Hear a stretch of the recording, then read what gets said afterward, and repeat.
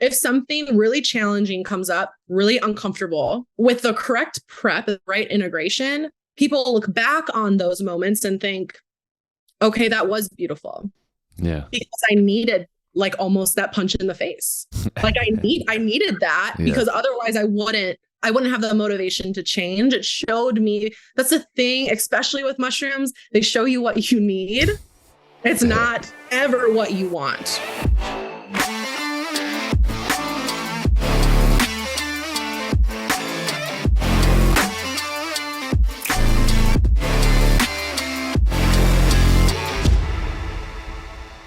All right. Hey, everybody. Welcome to another amazing episode of the Doc Jacque Show. I'm with somebody super awesome, super special. This is Taylor, your psychedelic sister. And before I have her introduce herself, this was one of the things where like my wife, Megan, was talking about this person in particular and what they have to bring to the table. And then she walks through my house and I'm like, oh, okay. And Megan introduced me to you and she told me a little bit about your knowledge of the realm of psychedelics. I'm like, it's pretty interesting. And then I heard her talking to you. We talked a little bit and the conversation took off. And so Taylor, thank you for meeting me when you came to the house. Thank you for coming for, I think it was a sound healing that you did. I don't know if it was sound or breath, but thank you for being here. Why don't you introduce yourself and tell us a little bit about yourself? Oh my gosh. Well, thanks for having me. Absolutely. You and Megan are such a power couple. So it's always really makes me feel really good when I talk about what I do and people are open to it. Mm-hmm. And that's happening more and more. Okay. So that's amazing. So I just appreciate your guys' openness. Yeah. So introduce myself. So my name is Taylor. I am a psychedelic integration coach. And what I do is I help people facilitate the prep work and the integration after a psychedelic journey.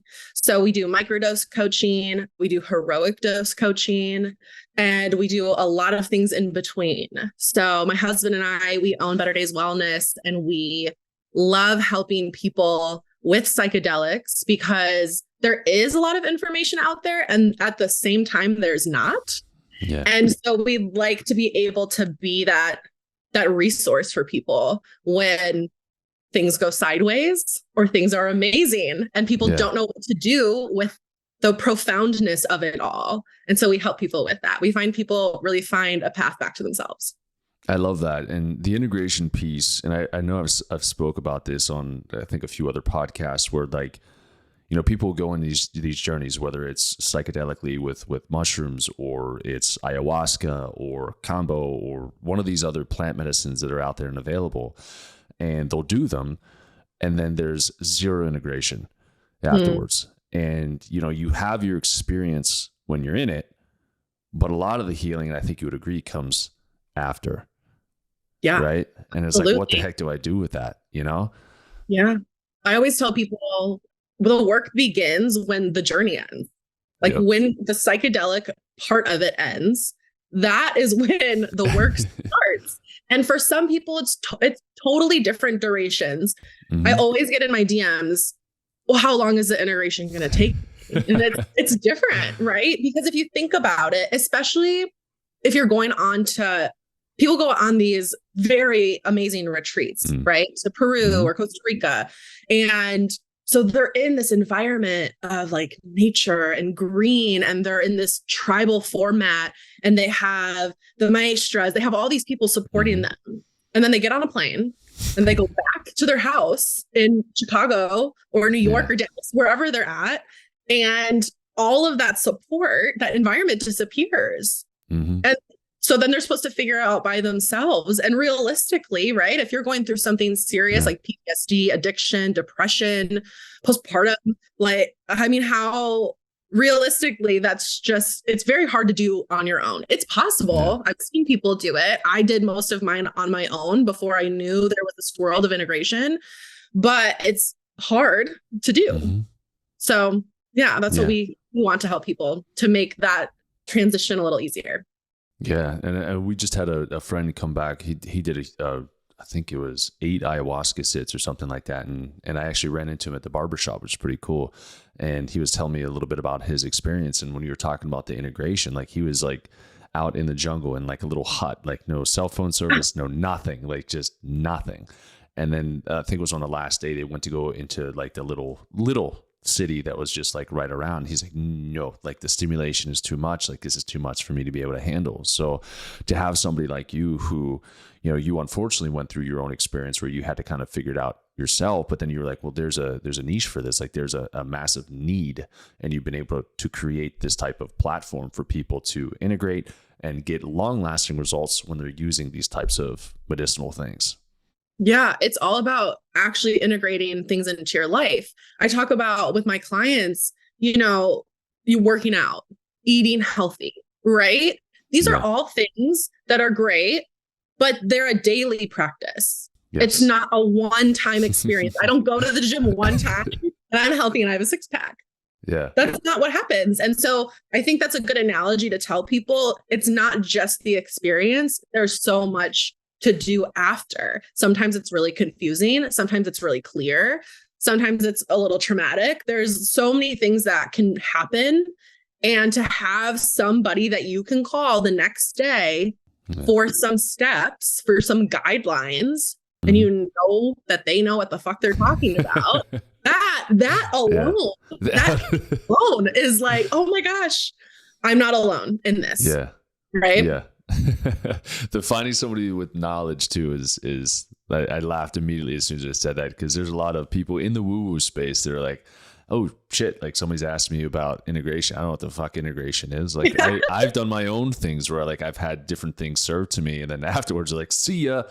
I'm like, wait, what the hell? Or like I talked to Megan, I'm like, is this thing's popping up? And she's like, you didn't get like an integration call? I'm like, what is that? So I think even just bringing awareness that, you know, like you said, the healing and the work takes place after the little journey or the experience. So I know how you got into this a little bit more. And this is I don't want to say it's a weird thing with like a negative way, but it's a different path than you probably thought. Like when you were a little girl growing up, you probably weren't like, I'm going to work with integration. And like, that's what I'm going to do with it. How did you get pulled into or called into this position you're in right now? Oh yeah. Even 5 years ago. If you were like, Taylor, you're going to be working in psychedelics and you're going to be helping people through the darkest points into the lightest points, right? I would have never thought. But, so my husband and I, we've been together. Oh gosh, he's going to be mad. I think 5 years. 4 or 5 years. You already took too long. You already took too long to answer. 4 to 5 years. And when we actually, it kind of started happening when we met. We were introduced to psychedelics and entheogens, and we liked them. We were about it, right? Yeah. And this was more recreationally. And I think that's how a lot of people get introduced to these kinds of medicines at Coachella, at raves, right? Yeah, and they fully introduced. So I did not know these were medicines. I had really no knowledge. And when we had our daughter, I suffered from brutal postpartum depression. It was, I always say, the first probably 6 months of her life were the darkest of mine, which is painful because I remember thinking, why am I not happy? Yeah. I should be ecstatic. We moved into this beautiful home. We had a baby. We were doing really successful in our tech jobs at the time, and it wasn't making sense. It was so hard to get even out of the bed, right? And then to take care of an infant, be a wife, be a daughter, be a sister, be a friend, do well at work. It was overwhelming. And I remember, you know, when you have a baby, you have to go to the doctor almost every week, it seems. And I went to the doctor and they had me fill out, it was some type of sheet, and it was questions about me and how my well-being was. Okay. And I'm filling it out. And I was shocked. I was on the far end of the spectrum of not doing well. And I look at Nate and I'm kind of like entering this episode of like, what am I doing wrong is really what it was. What am I doing wrong?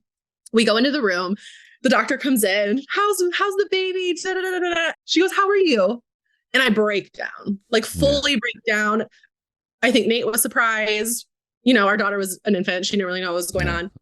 The doctor, I think, was taken aback too, because I just broke down and something's wrong with me, right? Like all of the like guilt and the shame started coming out. Yeah. She looked at me and she said something along the lines of, "This, you're not the only person this happens to, but you need to go talk to your doctor." And so I went to my OBGYN, and it was a short conversation. And it was very much, we're going to put you on this prescription. We're going to put you on an SSRI. We're going to see how it goes. We highly recommend you find a therapist. Yeah. And I was like, oh, okay, I guess that's what I'm going to do. So I went home, I talked to my husband. And as the day went on, I did start searching for a therapist. And the therapy was helpful. There was something about going on a prescription that didn't feel right. Yeah. I just felt there was another way. And I know now why thought entered my brain, but at the time I had no clue. And a couple of days later, Nate found some article of this woman in Colorado who she now owns Moms on Mushrooms. And she had written something somewhere about her experience as a mother and microdosing mushrooms. And he kind of asked, "Is this something you want to try?" And I was like, I will try anything. Yeah. Right. I know the Western medical isn't what's supposed to happen for me. So I will try anything else. Right. It's organic. I started doing research. There are basically, you can't overdose on them. They're not addictive. You don't have to be on them for your whole life. They're virtually non-toxic. Right. All these things kept showing up. And then once, the algorithm, once you start on, click on one thing, it was like over and over and over. And at the time, we had the resources to find mushrooms. And Jacque, I was dosing myself all over the place because there was no information about postpartum depression. Clinical studies had just kind of started happening again. And so it was really me experimenting, and it was unpleasant. It was unpleasant. It was painful. It was dark. I remember there was one specific trip we did. It was a higher dose, and I was purging. I was crying. I remember Nate just trying to get me off the ground, literally. I think in media, they show a lot of these like beautiful experiences, which they happen. I've had them. Sure. On the other end of that, if you are really releasing something, if you're really going through something, there is going to be so many challenges. Yeah. And I went through all of it, and I dug myself out of that hole. And I would say it took about 6 months of me sporadically experimenting and dosing myself and really trying to figure it out. I remember by her first birthday, we'd people over. And that was the first day I felt like myself again. Okay. So it took I would say about 6 months and that was with no instruction and really no support, right? This was me finding things on the internet. So from there, though, then it got more intentional. Then I found training. Then I found mentors. And I was like, damn, more people should know about this. Like, how can I get involved? How can I be of help? How can I be of service? And then it spiraled in the best way from there. I love it. And that's what people suggest too. Like when you choose to be an entrepreneur, when entrepreneurship chooses you, the thing that they tell you to do is find a problem, find a solution, create a product. Right. And I don't think there's anything more profound than when you go through your own experience, and it's like your own hero's journey where you have to have some form of pain in order to motivate you and create you into something that you were designed to be. It's like pressure builds diamonds, pressure makes diamonds.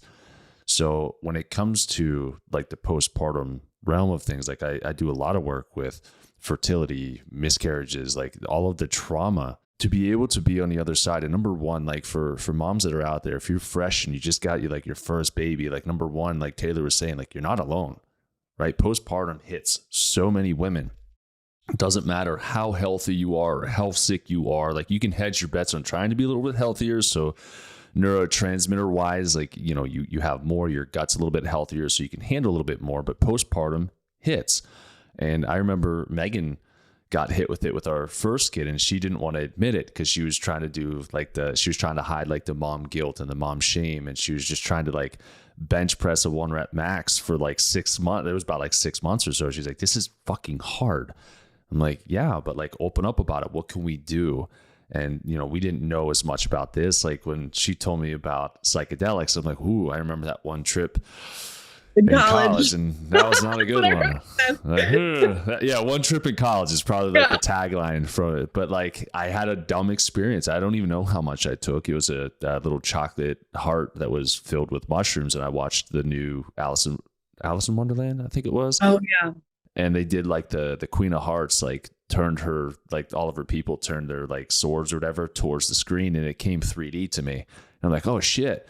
So like when I thought about mushrooms, like I don't really want to go back to that experience. Maybe paranoid. It was really, really harmful. And so one of the things that I know that you talked about in the beginning, and I would love for you to kind of elaborate a little bit on this for people that have no real experience with psychedelics at all, because we have to debunk the negative stereotype that mushrooms have or had, right? Because whether it's one bad trip in college, or people think that bums take mushrooms, or like, you're not educated for taking mushrooms. It couldn't be further from the truth. And so when we talked about just like your therapeutic dose, and we talked about the heroic dose, can you tell me the difference between the two of those so that way people can understand a little bit more? Yeah. So how I kind of view it as, so microdosing, that is such a small amount. And when I work with moms specifically, right, you have to take care of yourself, you got to take care of the family, got to go to work. You have all these things. And the biggest question I get with microdosing is, am I going to trip out? Am I going to trip out while I'm trying to watch my child? The answer is no. If anything, you might feel like you drank too much espresso, right? So that hyper kind of jittery, uncomfortable feeling. Yeah.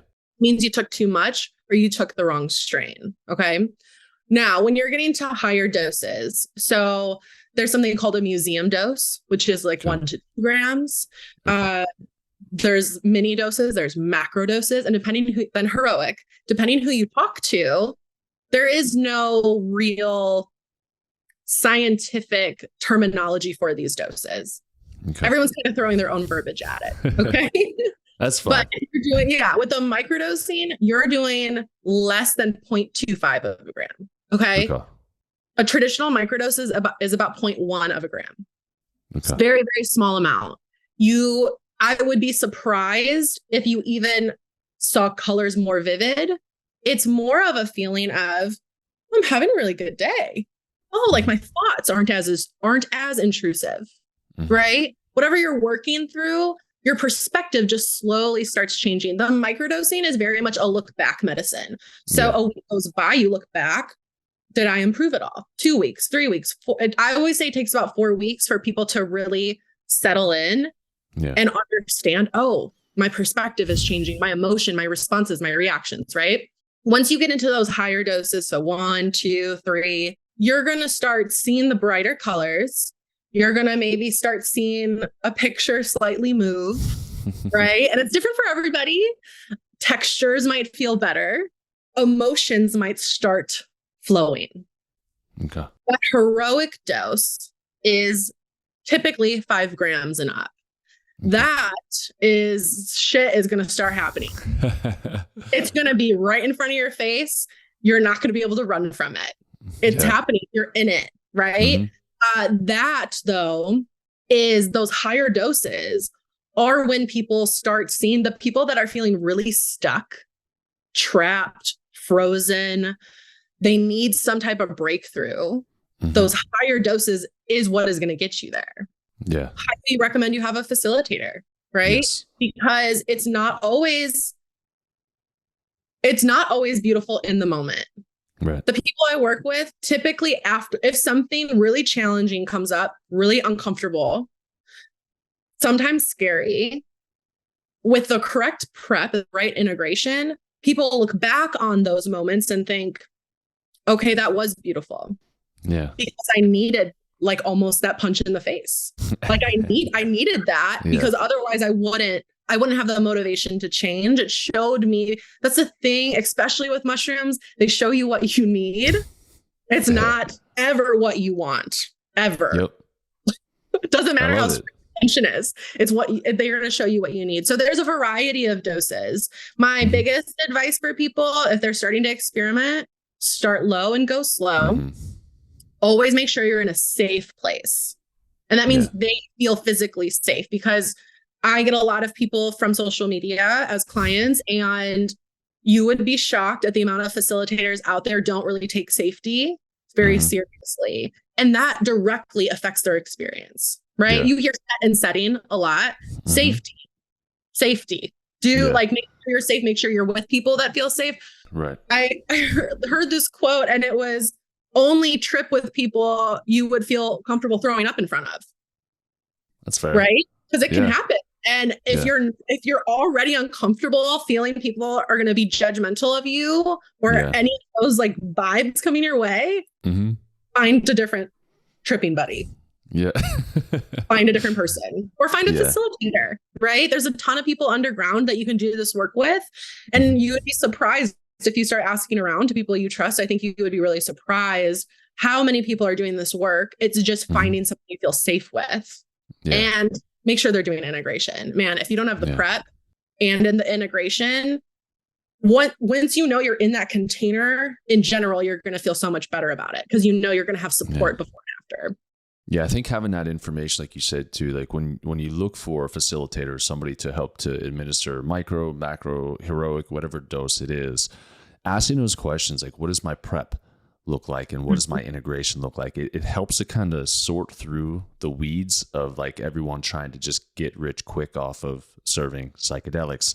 And, you know, if you don't have the intention, or if you don't have the proper prep and you don't have the proper integration, just when you use mushrooms, sometimes this inner anxiety can well up within you. And if you don't feel safe, like you said, whether it's with your facilitator, with the people that are around you, then it's going to intensify that feeling of anxiety. You're going to be very uneasy. Anxiety is also going to typically cause a purge within you as well. And then you're going to come out of the experience and say, that happened to me and it didn't happen for me.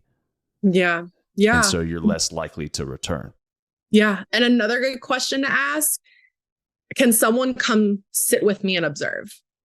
Because if they say no, that's a huge red flag. Okay. Huge flag. Because that means that their environment might not be, or how they serve, they don't feel truly aligned with it. Yeah. If they're willing, if I were to go to a facilitator and I want to bring my husband to be there, not to take part, but to observe, and they say no, I'm not going. I'm not going. I might not bring him. It's a test. No, really, like, because it's, you know, I have a chiropractic background, so people will be like, hey, how can you tell a good chiropractor? And so I have my weeding out questions. I'm like, if they collect insurance, they're not a good chiropractor. And they're like, how does that even make sense? So like, well, if they don't collect insurance, it's very difficult for them to get patients. If it's difficult for them to get patients, they better sure as shit give you results. So like, that's my little, like, how to weed out the bad ones. Now, when it comes to like the psychedelic side of things, the integration piece is huge. And being able to have that open communication, feeling safe, feeling supported through this is going to be just massive. I wanted to touch base on something that you said, and I wrote some notes down here too, just because, you know, it kind of came to me as we were going through it. But as you were talking about how you start with like the microdosing of mushrooms, and, you know, and because I know Megan was doing it as well, and she was going through it, and it took her a little bit to realize, like, oh, wait a second, like you said, like the retrospective, or like the hindsight, as the days or the weeks or the months go by, you look back and you're like, I used to get super mad if somebody would cut me off in traffic, or I used to get super mad if my kid would do this. And then you're like, well, I don't really care as much. I'm a little bit more carefree. And so from a symptomatic standpoint, it's a beautiful thing, right? To love and appreciate your surroundings more. But for me, I'm like, ooh, nerdy. What can I go for this? So if you're thinking about it, you know, Bruce Lipton talks about epigenetics, and it's the perception of what we take in. Is it harmful to us? Is it stressor to us? Is it a good thing for us? If we can break through the veil of the stress, we can have a realistic perception of what's occurring in front of us. We can then discern or decipher, is this actually a threat that I need to put myself in alarm to? Or is this something that can help to support me? So from an epigenetic standpoint, this can help to turn on and off certain genes, as long as we can continue to decrease the stress input that we're taking in with our eyes, our touch, our senses, and everything around us.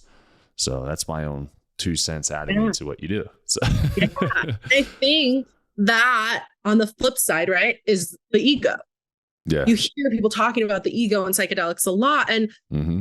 I think in my integration, I want people to have a healthy relationship with their ego. You hear ego death.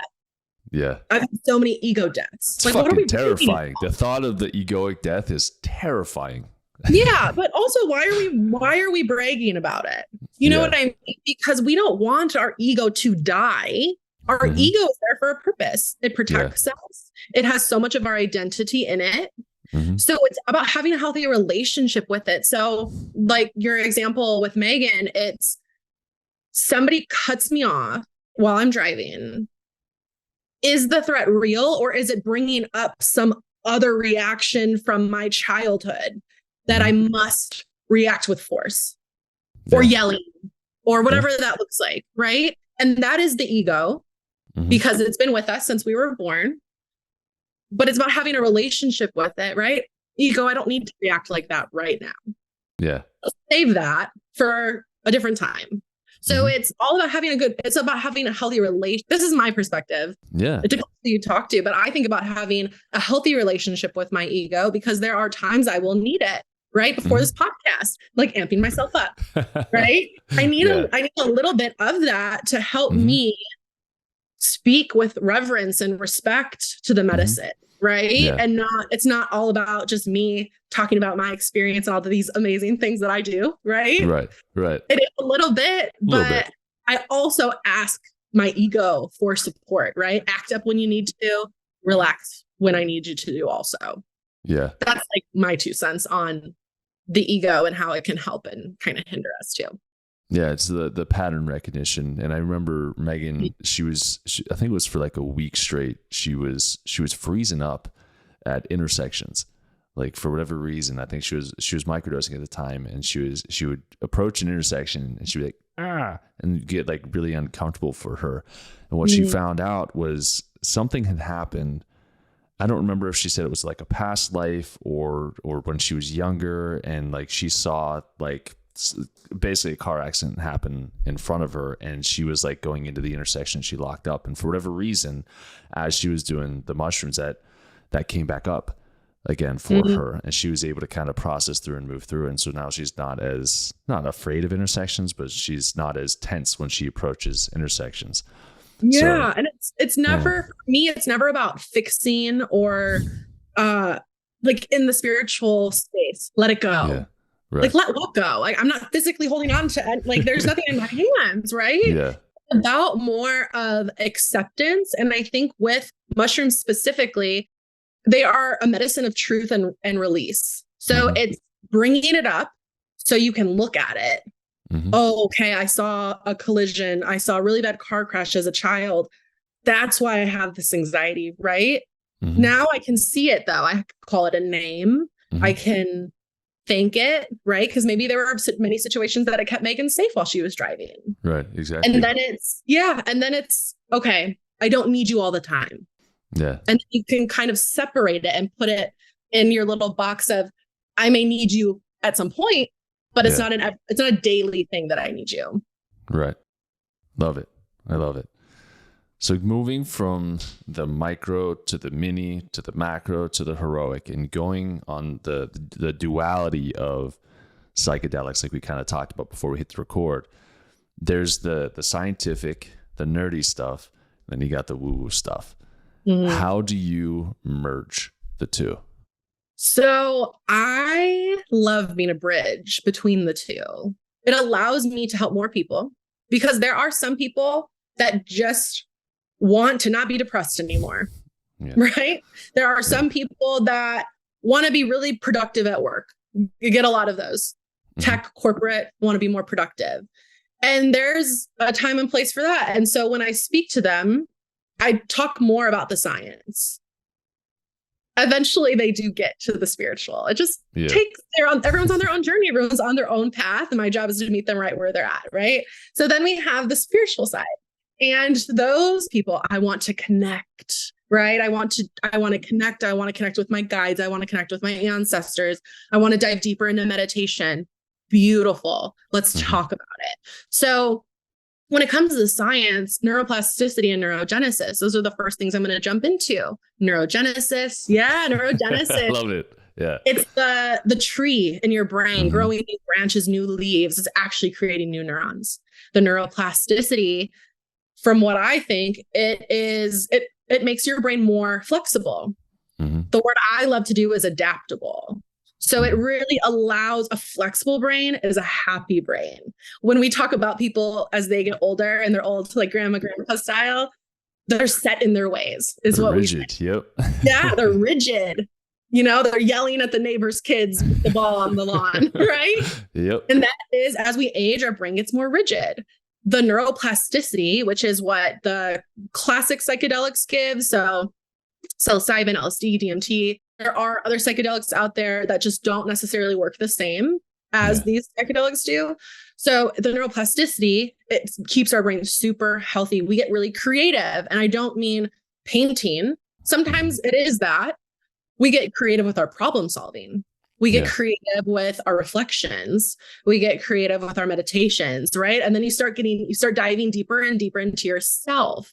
It's not necessarily, psychedelics aren't necessarily about learning things. A lot of times it's about unlearning all the things you've been told throughout your life by society, family, friends, school, right?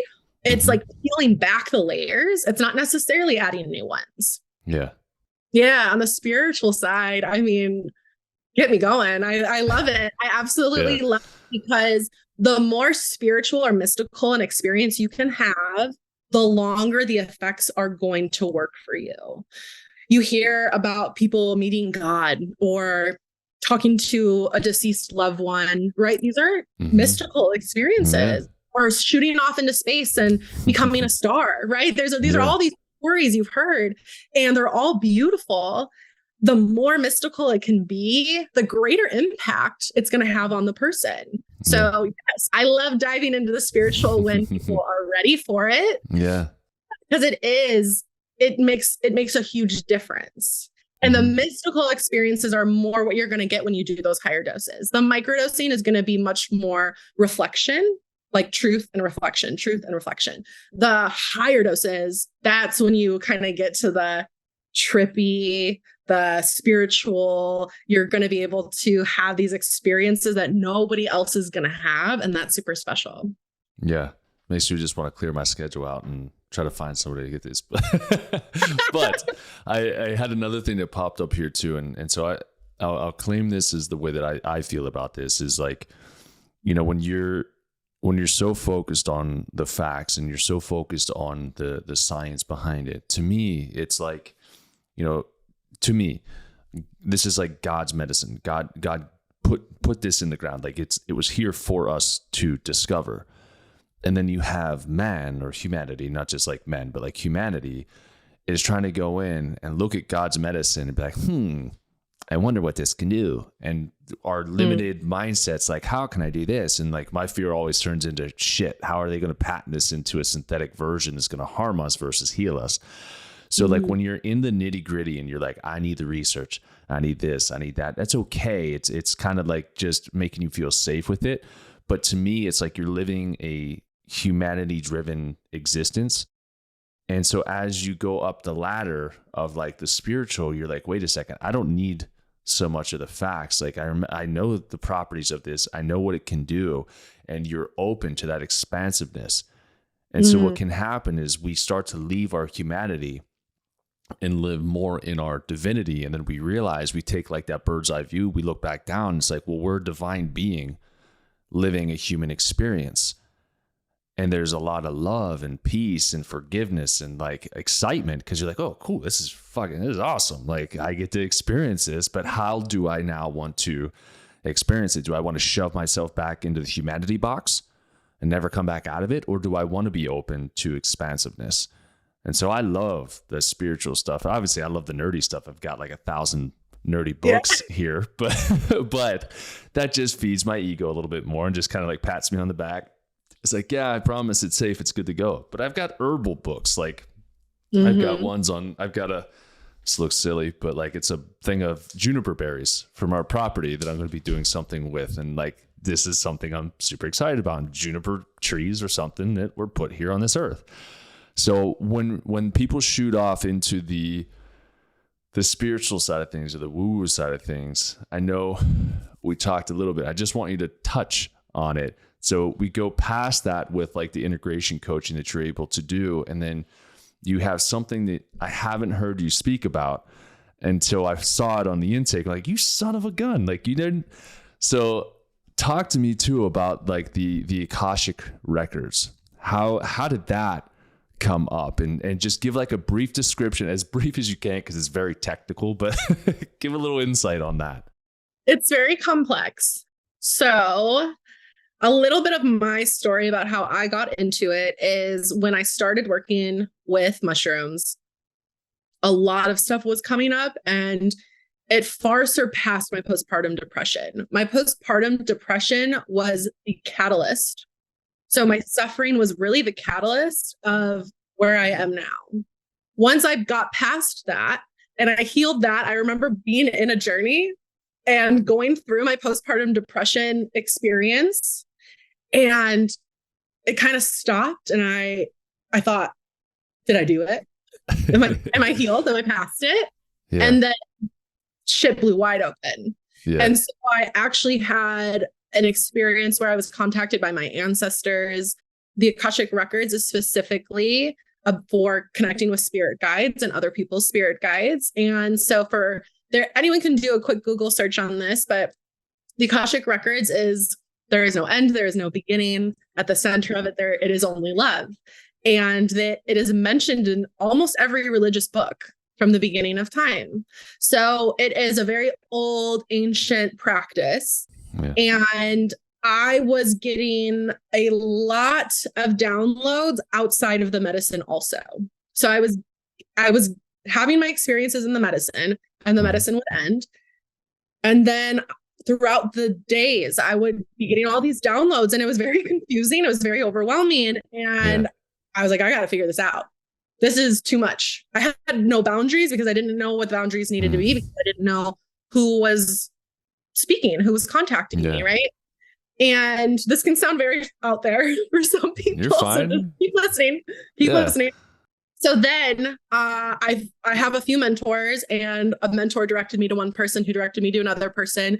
And I found, her name is Nia, and she has really taken me under her wing and attuned me up the levels of the Akashic records. And so when people are open to Reiki, for example, because the Akashic has its own healing energy, in an integration coaching call, or if I'm even serving medicine at retreats or wherever, I can actually open the person's records and be very in tune with what's happening for them. So a lot of facilitators will take medicine with the person, with their Voyager, and I don't need to, because I can open up the records. I can open up mine. I can open up theirs. I know exactly what's going on. I know exactly what they need when they need it.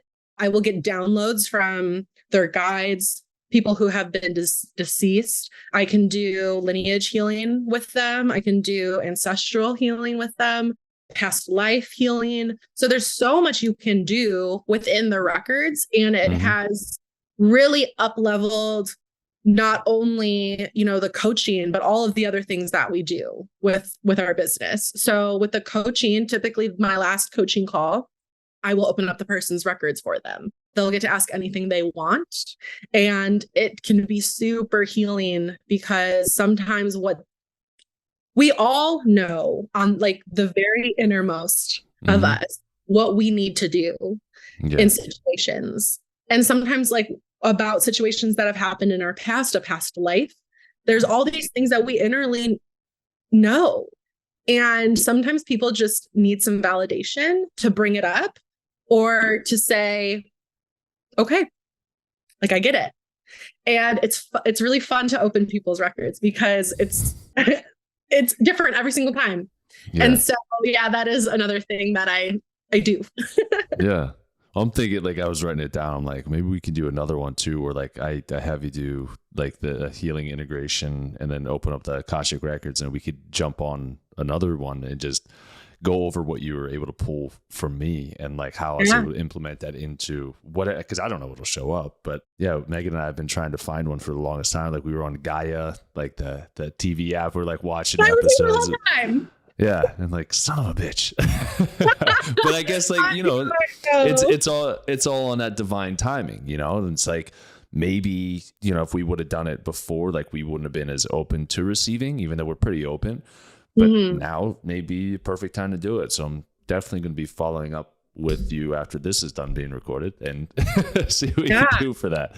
But stuff fascinates me because like we said, like at the center, at the whole, like we are all energy, we are all love. And I saw, as I was opening up like my Instagram this morning, there was a person that I've never even seen before on Instagram. He talked about how we come from the earth, we are an extension from the earth, and we're here. Like we live from the earth and we die back into the earth. So like we have to love and appreciate everything around us. And when we talk about like psychedelics, mushrooms are a part of that. Mushrooms are a part of the natural life cycle as well. Like their decomposers are able to decompose things, literal matter, and then create beautiful things in replacement of it. Like it's such a beautiful thing. And psychedelic, like the mushrooms, just any mushrooms, really, they're like really cool and really fascinating to look at. Like I'm drinking coffee with lion's mane in it. Now it's not a psychedelic, it's nootropic, and I love it. But there's a lot of healing that can come from this and through this. So I'm excited that you're able to help people, especially with the integration process in this as well. With how you got into it and how you're helping people now, how can people reach out to you? What is everything that you are able to offer and bring to people? Yeah. So I would say, my husband practices Wim Hof. So we have lots of things that we dabble in. I would say if people, my DMs are always opened. And I mean that because I get the wildest shit in my DMs and I will always respond because people are really trying to figure it out. Yeah. And when I was going through it, if I had somebody that I could just DM and they would respond, or I could schedule a discovery call with them. I mean, it might not have, I was on my own journey and it was all for a reason, but it might have helped out a little bit, right? Yeah. So my DMs are always open. People can always reach out to me. I'm at Your Psychedelic Sister. And we have a website also. There will be betterdays.com. So there's more information about our coaching. We do events. We're in Phoenix, Arizona. So we do events all the time for the community. We do donation-based integration circles in Scottsdale every month because not everyone can afford the full integration coaching. And so we wanted to offer something to the community because we don't want anyone to have to go through this alone. And at every circle, we teach integration exercises that people can do on their own. So those are probably the main two places that people can reach out to me. But I'm always open to talk about psychedelics. It is something that has massively improved my life and my husband's life. And because of that, my daughter's life. I'm a better mom. I'm a better person. I'm a better wife. I'm a better vessel for my ancestors and my guides that I work with. So they're not for everybody, but I would say if somebody is interested and they're curious about it, do your research and figure it out. There are resources out there. There's so many clinical trials going on. Don't be scared of it because of one bad experience, right? We have so many people have gotten drunk and blacked out and they go back and do it again, right? And this is so much different. This is like intentional. This is medicine. This is sacred. So just because you had one bad experience doesn't mean without the correct support, you could have something super healing and super beautiful happen for you.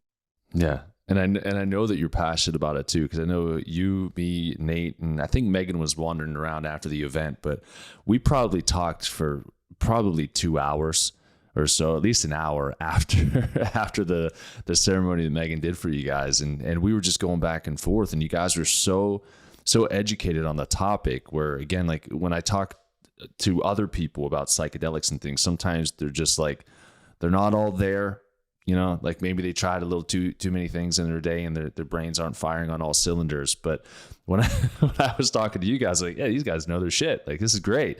So it stems more conversation and more creativity. And I think to be able to build a community and a niche as well, it may not be your specific niche, but I think, like, again, going to the moms, like really helping moms through postpartum or just moms in general. Cause I mean, you know, our kids are 5 and 2. I know Megan still goes through things in tough times. And I work with a lot of women who are parents of 4, 5, 6 kids or so. And there's so much stress and there's so much pressure. And if they could find something that could just kind of help them to process it a little bit better and feel a little bit more free, like you said for yourself, you could be a better mom, you could be a better wife, a better sister, daughter, preacher, teacher, whatever it is that you do, you can just show up better in this life. And I think it's a beautiful thing what you're doing.